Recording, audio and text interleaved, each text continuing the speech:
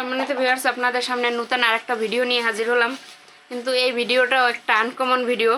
এখন তো কাঁঠালের সিজন শেষ, কিন্তু এখন আর কাঁঠালের বিচি পাওয়া যায় না। এই জন্য আমরা কাঁঠালের বিচি রেখে দিয়েছি এভাবে করে ডিপ ফ্রিজে। অনেকে সিদ্ধ করে রাখে, এক একজন এক এক রকম রাখার চেষ্টা করে। আমরা এগুলো সিদ্ধ করি না, এরকম ছইলে ডিপ ফ্রিজে রেখে দিছি। আজকে কাঁঠালের আড়ি ভর্তা করব। কাঁঠালের বিচিগুলো ধুয়ে নিলাম ভালোভাবে, এখন সিদ্ধ বসাবো। আর এটার সাথে আরও কি কি মিক্সড করি পুরো ভিডিওটা আপনারা দেখতে থাকুন। এখন কাঁঠালের বিচিতে জল দিয়ে সিদ্ধ বসিয়ে দেবো। এটার সাথে আরও অন্য অনেক কিছু মিক্সড করতে হবে। কাঁঠালের বিচিগুলো কারেন্টের চুলায় সিদ্ধ বসিয়ে দিলাম, কারণ এই চুলাটায় দ্রুত সিদ্ধ হয়ে যায়। দেখছেন একটু সময়ের ভিতরে ফুটে উঠছে। এখন ওইগুলো সিদ্ধ হইতে থাক, এই পাশে আর অন্য উপকরণগুলো রেডি করে নিই। কারেন্টের চুলায় কাঁঠালের বিচি সেদ্ধ দিলাম, আর গ্যাসের চুলায় এখন চিংড়ি মাছ ভেজে নেব। মাছে আর আলাদা করে হলুদ মরিচ মাখবো না, তেলের উপরে দিয়ে একসাথে ভেজে নেব।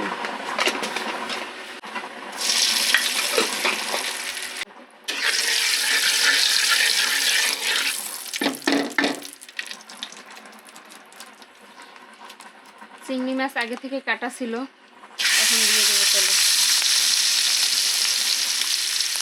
এই একদিকে সুবিধা আছে, আগে থেকে কোটা বাছা করে রাখলে তাড়াতাড়ি হয়ে যায়। এজন্য আমি আগেই কুটে বেছে ফ্রিজে রেখে দিয়েছিলাম। এখন ভেজে নিতেছি।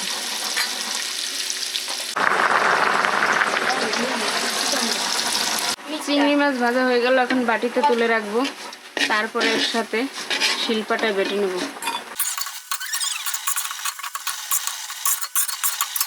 একটু ভালোভাবে ভেজে নিলাম। কাঁঠালের বিচিও সেদ্ধ হয়ে গেছে, একদিকে কারেন্টও চলে গেছে। এখন নামিয়ে নিতেছি। এখন বাটাবাটি শুরু করে দেব। আগেই কিছু শুকনা মরিচ বেটে নেব, তারপরে একে একে সব মিক্সড করে নেব বেটে বেটে।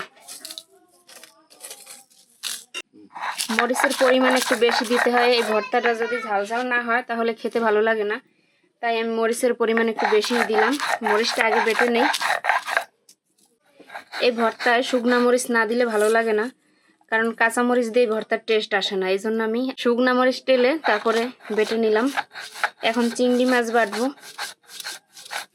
শুকনা মরিচ টাললে বিচিতে যে একটা সেন্ট আসে, ওই সেন্টটাতেই মূলত ভালো লাগে। ভাজা মরিচের ঘ্রাণটাই অন্যরকম। চিংড়ি মাছ, শুকনা মরিচ, একটু পেঁয়াজ, এখন এগুলো বেটে নেব। যদিও কিছু কুচানো পেঁয়াজ দিতে হবে, আমি আলাদা করে একটুখানি বেটে নিলাম। মরিচ, পেঁয়াজ, মাছ বাটা হয়ে গেছে। এখন আমি কাঁঠালের আটি বেটে নেব।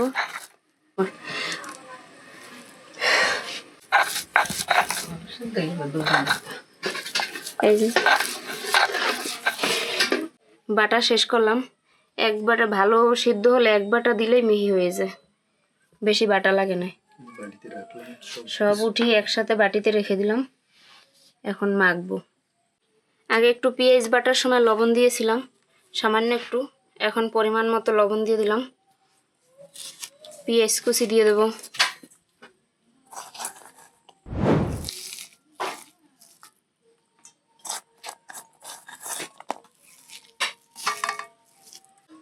একটু সরিষার তেল দিয়ে দিলাম।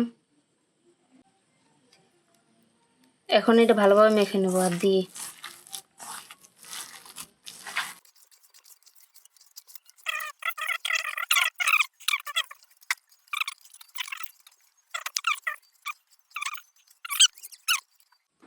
ভর্তা রেডি হয়ে গেল মাখা। কিন্তু এটা যদি পাটায় বেটে নিতাম একসাথে, তাইলে এতটা মাখা লাগতো না। এখন হাতে মেখে নিলাম পরিমাণে বেশি দেখা। তৈরি হয়ে গেল চিংড়ি মাছ দিয়ে কাঁঠালের আটির ভর্তা। পুরো ভিডিওটা আপনারা শেষ পর্যন্ত দেখার জন্য আপনাদের সবাইকে অসংখ্য ধন্যবাদ। যারা আমার চ্যানেলটি সাবস্ক্রাইব করেনি অবশ্যই সাবস্ক্রাইব করবেন। যারা সাবস্ক্রাইব করেছেন তাদেরকে অসংখ্য ধন্যবাদ।